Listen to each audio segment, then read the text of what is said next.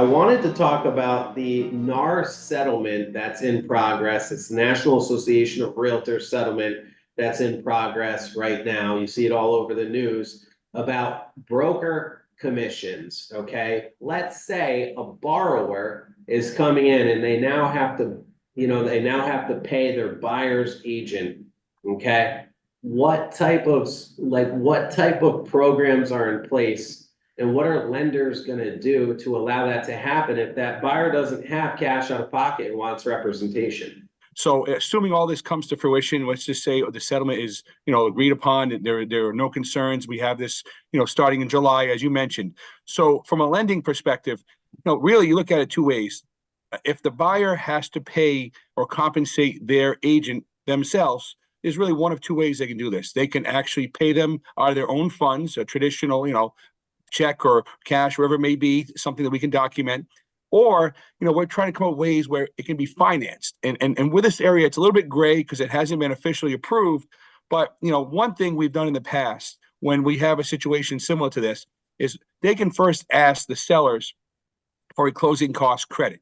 Now, Sure. What a closing cost credit, what does that do? Well, essentially you paying, you can say, okay, let's say a purchase price was $420 and you need $10,000 for closing costs. You could say, you know what, I'll offer you $430 with $10,000 back. So the seller nets the same amount, but it allows the buyer to bring less money out of pocket to closing. So that's the first thing we could pretty much go look into is taking that from a seller, seller closing cost credit.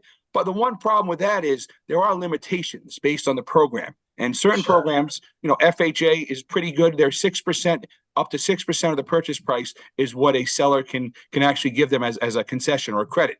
That's okay because, in most cases, if closing costs are, say, $10,000, and let's just say you pay an agent 3%, on a $400,000 home, 3% would be $12,000 plus the $10,000 for closing costs. Now we're at $22,000, and if the purchase price was $400,000, then 6% is up to $24,000. So that would work in that scenario where you could have a closing cost credit that would cover that. But where it gets a little bit more, hairy, so to speak, is when you have a conventional buyer. The maximum contribution is 3%. So in that same scenario, the most that a seller could contribute would be $12,000 on a $400,000 purchase. Now, if you have to come up with $10,000 for closing costs, there's $2,000 left over if you have a credit. That's not enough to cover the agent necessarily for their compensation. So what do we do here? And this is what we're talking about right now.